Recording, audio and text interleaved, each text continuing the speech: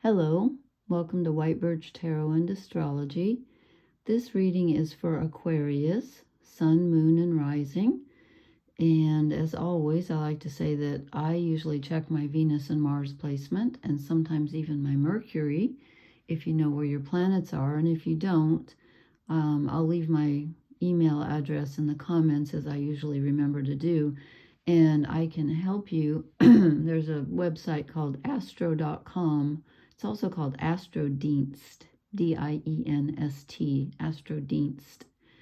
And you can do that free on there. It's awesome. That's where I go to see where all the planets are and where I make all my charts and everything. And it won't let me like email one to someone, but I can print them off and take a picture, whatever. Anyway, today is, let me look. I think this is, well, actually, this is the night of the 2nd, so we'll call it November 3rd, as if I'm in charge of the dates. I have declared this to be November 3rd. So again, this is for Aquarius, Sun, Moon, Rising. The top row is overall energy, just your life. The second row, bottom row, is relationships. And so that could be romance if you're in one or looking for one romantic relationship. If not, then it's family and friends. Okay, and then I've drawn 3 shadow cards, and I will end with a couple oracle cards. Oracle cards. Let me say that more clearly. So Aquarius, you are probably feeling something coming because Pluto, on November 18th or 19th, depending upon where you live in the world, leaves Capricorn permanently. I mean, for like the next 240 some years. Moves into 0 degrees of Aquarius. So if you have any planets in Aquarius, and especially if they're at the beginning degrees, you are going to feel this because you just are. And if your sun is in Aquarius, hang on to your hats because I think it stays until 2043. I promise you, you will not be the same person that you were when this goes through. And that can be kind of scary because transformation can be scary. And it can also be really good because transformation can be really good. It's usually difficult. And I think it's kind of difficult for Aquarians because they are a fixed sign, which means they don't really like change, which is interesting because Aquarius is ruled by 2 planets, Uranus and Saturn. Saturn is the structured one, you know, that likes to be responsible. And I think that's what I love about Aquarius. And I do love this sign. My husband's sun was in Aquarius. My best friend's sun is in Aquarius. I love this energy because Aquarius can be very progressive and rebellious and just different. They're each unique. Not that we're not all unique, but they can be downright weird. They're like no one else. And yet, because that's the Uranus ruler, that's the Uranus part. And yet, because they also are co-ruled by Saturn, they're also practical and reliable normally. If you have like 10 planets in Aquarius, you're not going to be so reliable. That doesn't work out so well. But if you just have a couple, you're the best of both worlds. I love Aquarius energy, personally. Anyway, so Pluto, the planet of death, rebirth, and transformation, is moving into your sign, 0 degrees, on November 18th or 19th, okay? And it's going to stay there. It's been there twice already, and I didn't write down the dates. It was several months ago. It moved in to 0, then moved back to 29 of Capricorn, and then a few months before that, it did the same thing. So this, you have had a taste of it. But this is going to, it's going to stay in there, like I said, till like 2043. And at the same time, because we have this Pluto-Mars opposition, which I can just show you, I can't point, but there's Pluto. And then if you follow the black line straight up, there's Mars in Cancer, 29 degrees Cancer. They're opposite each other for several days. Pluto's in Capricorn, Mars is in Cancer. Well, when, you know, Pluto's going to move out on November 18th or 19th into Capricorn, and on November 5th, before that, Mars is going to move into Leo, which is your opposite sign. So you're going to be feeling that as well. So you're going to have a Pluto-Mars opposition in your sign, actually. And I didn't write down the exact dates. I should have, but I'll have to look that up. But, you know, you're going to feel Mars, the Mars opposition is kind of a power struggle. And just watch my video for, what night did I do that? The night before last. Oh, it was the Scorpio new moon. That's what this chart is for. And I talk about the opposition between Mars and Pluto, and you'll get more of a feel for what that does. It's going to be a little different in Aquarius and Leo than it was in Pluto and Cancer. This is going to be more about, Aquarius is the group, societies, friendships, progressive thinking. It's the collective consciousness. And that doesn't mean you're not an individual. As I said, you are very individual. Because Uranus rules the individual and the collective at the same time, which is interesting. And then Mars in Leo. Leo is ruled by the sun, and it rules children, romance, play, creativity. It's how you express yourself in the world, not how others, kind of how others see you, but how you want to be seen. It's like, it's you being creative, and like how you dress and how you express yourself. Leo Leo likes to be appreciated. Leo likes to be admired. Leo is royalty, ruled by the sun. So when Mars gets into Leo, you know, I think we're going to all feel a little bit more energetic. But again, that's going to be an opposition for you, because if you have planets in Aquarius, Mars is going to be opposite you. So you might be feeling a little excuse me, a little world weary, maybe a little challenged. Let's see. So I drew some cards. Okay, and I don't know if you've watched any of my other sign-by-sign readings. I've been doing these slowly. I started doing them for Venus moving through Sagittarius, but it's taken me so long that Venus is over halfway through right now. In fact, she leaves on the 12th of November. But these have been the most difficult, weird, paradoxical readings I have ever done in my life, because they're always, every single sign has had opposite cards. I'll say one thing and then the opposite comes up, and yours is no different. So there's nothing I can do about that, but it's just really wonky energy right now for all of us, I guess. I mean, you're the second to the last sign, and also everybody's gotten the same card, which I will show you in your romance row. So this is general energy and overall life row. And we get the Father of Cups. Now, this could be you, and I think it is. If it isn't, it's someone in your life, but I think it's you. And the reason is why I don't know, because I feel it.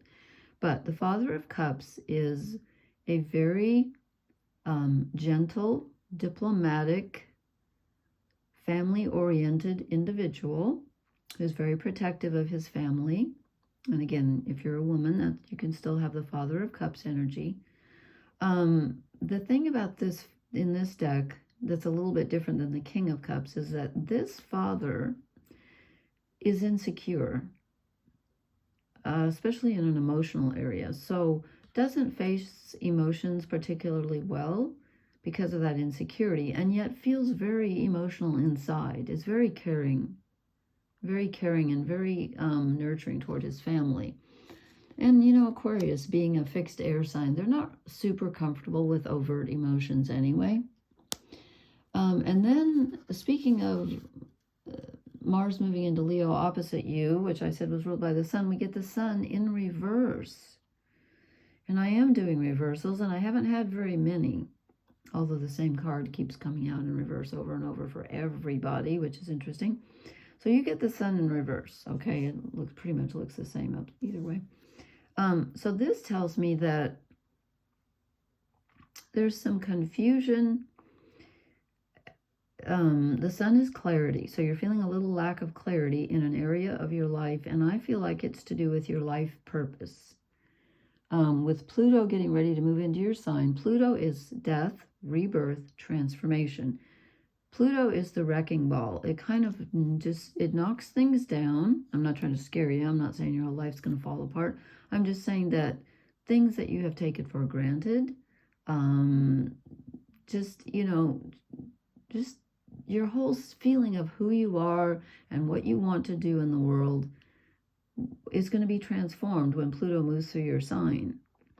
And so this is probably making you feel a little insecure right now, and you might be having a little trouble in the area of your life purpose. Like, I just don't really know exactly what I want to do at this point in my life. There's a lack of clarity in your overall life. Okay. Then, of course, to be contradictory, we get the Four of Wands, which is having built something. This is moving up to another level. This is, you've created something. Fours are always completion.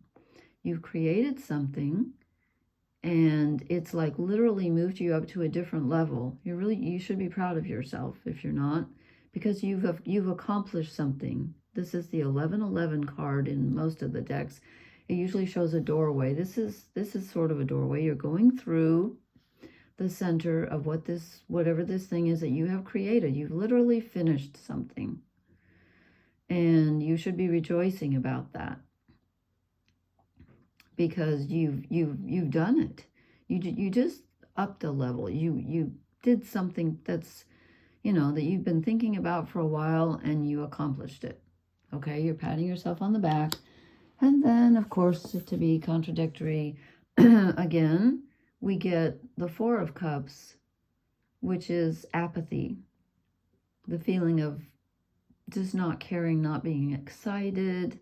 You just accomplished something, but you're feeling kind of insecure and like you're not focused. And you're emotionally just feeling kind of dead inside. Not, well, that's maybe a little too strong. Bored. You're bored. You're kind of like, I'm not feeling it right now. I don't know what I want to do. I'm not getting excited by anything right now. Everything feels kind of humdrum, and you may be dealing with, excuse my voice, it's late. You may be dealing with, you know, lots of daily tasks that you're just tired of doing, things that keep happening over and over, and you're just, you know, not a fun card. It's not a terrible card. It's just emotional neutral. Okay. So now we're going to move down to your, excuse me, I knew I shouldn't have eaten that coconut milk yogurt just before I did this. It sticks in my throat. Now we're moving down to your relationship row. And again, if you're not looking for romance, or if you're not in a romantic relationship, this can be friends or family or romance, whatever. Okay, we start out with a major arcana. Well, you got the sun in reverse, so you only have two. We get the Chariot. The Chariot rules Cancer, which is ruled by the moon. And in this deck, it's about movement. Usually it shows two horses going in different directions. In this deck, it's not. It's more about really moving ahead and wanting to move ahead and being able to. So in some relationship, my voice, excuse me, in some relationship, whether it's with friends or family or whatever, you're ready to start something. You're moving on. Now, does this mean you're moving ahead and leaving something behind, or moving towards something new, or both? I don't know. Let's see what the rest of them say, but you are definitely on the move. Then, just to be contradictory again, this card has come out. I think I should have counted. I wish I would have counted from the beginning. I'm going to have to look back. I think I'm going to say almost every single sign has gotten this. It's the Eight of Wands, which is sudden change, sudden movement, you know, something changing on you suddenly, and it's in reverse. And so normally when it's in reverse, it's a feeling of wanting to move ahead, which you do with the Chariot, but you're stuck. You're feeling very stuck. Either you're waiting for some communication from someone. Wands can be communication. Usually that's swords, but it can be communication, and it can be just a feeling of like desire, or you know, just something feels off, something that you were waiting for, or something that you want to do, like wanting to move ahead with a relationship or looking for someone. It's just not happening. You feel stuck.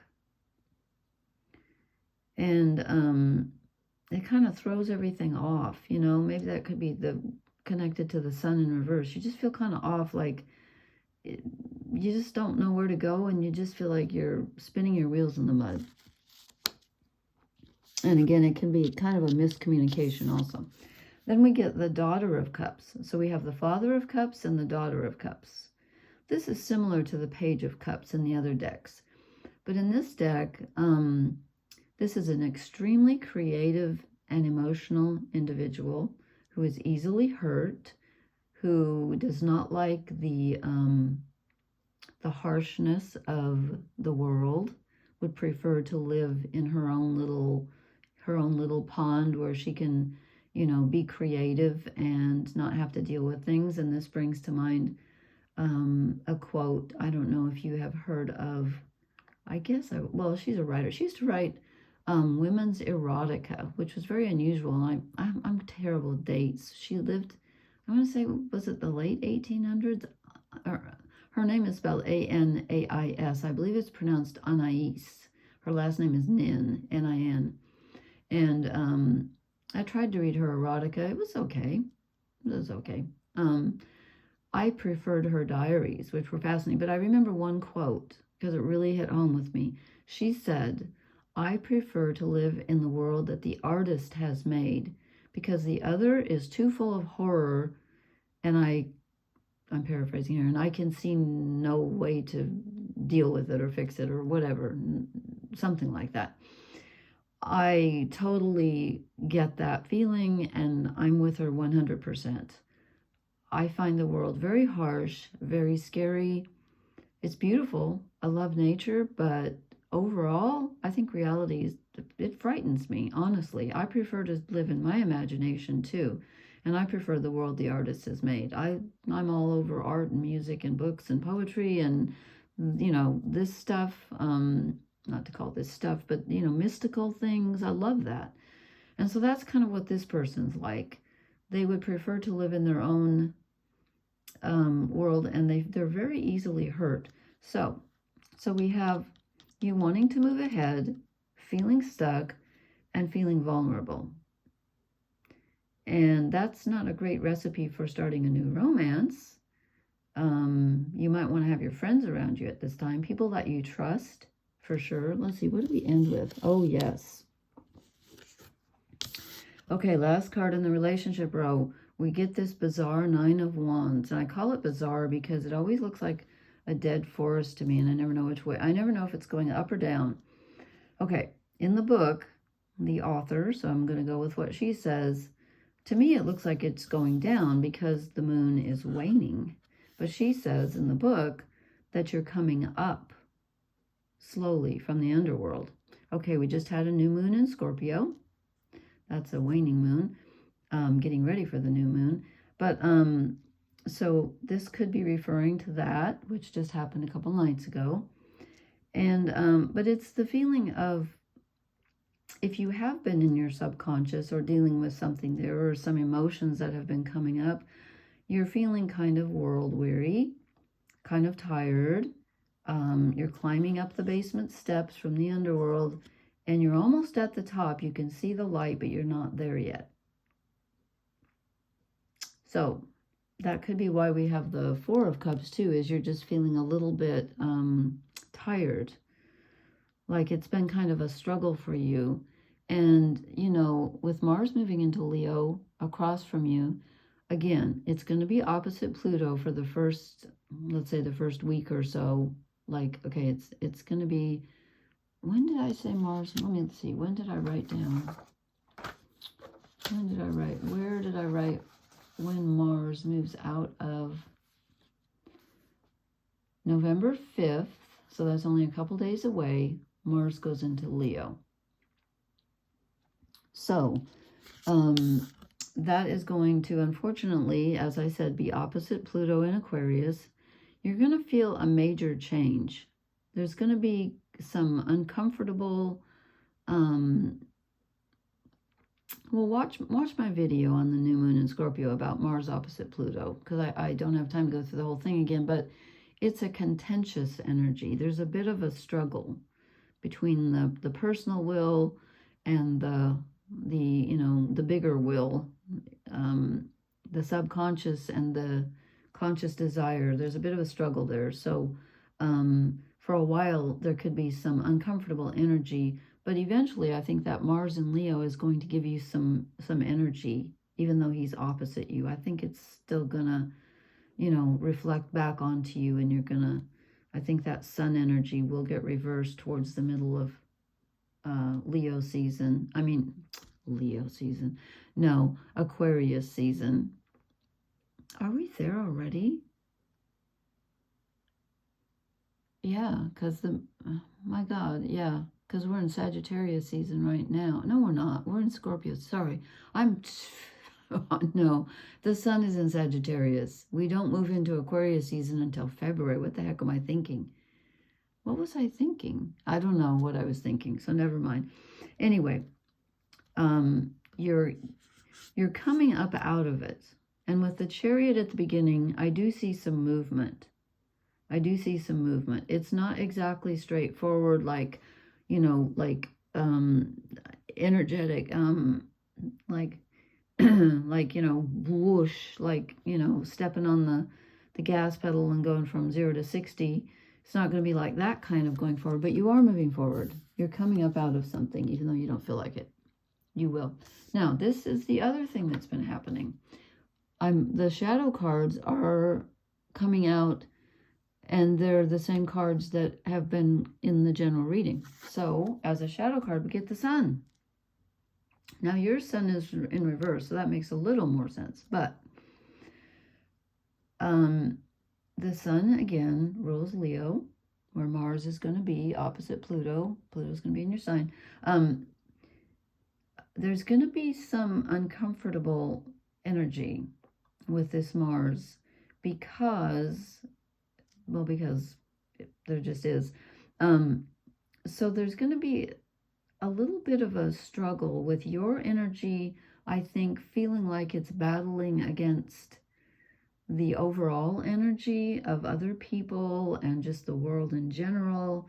And you feel like you can't express yourself properly. You're feeling insecure, not very confident, and easily hurt, which is,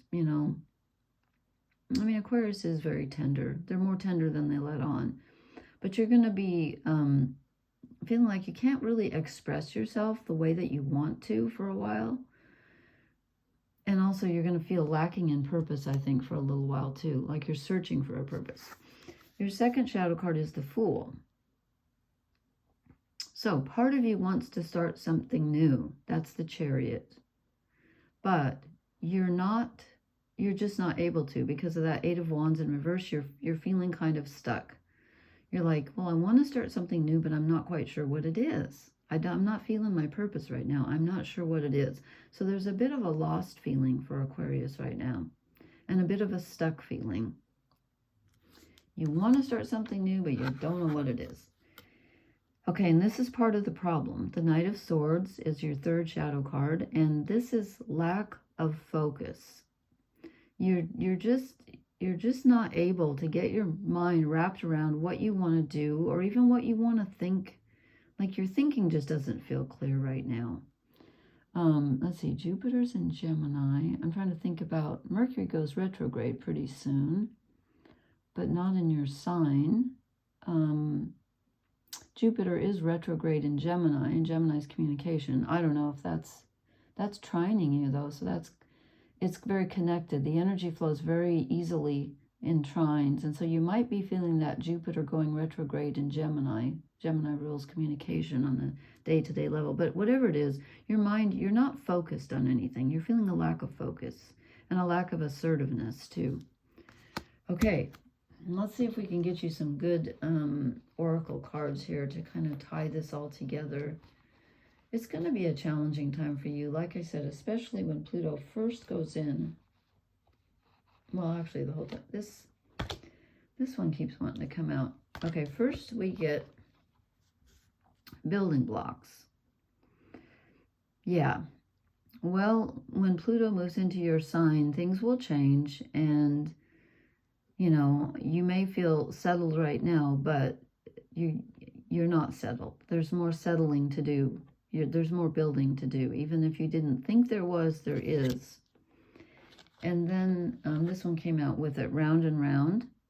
So this could be connected to that Four of Cups, where you feel like, oh my God, I just keep doing the same thing over and over and over. But what you need to realize is that you might be doing something that you've done 1,000 times, but you're doing it from a higher level. You have gone up a level, or 2, or 3, or 4, and you may not realize it, but you have.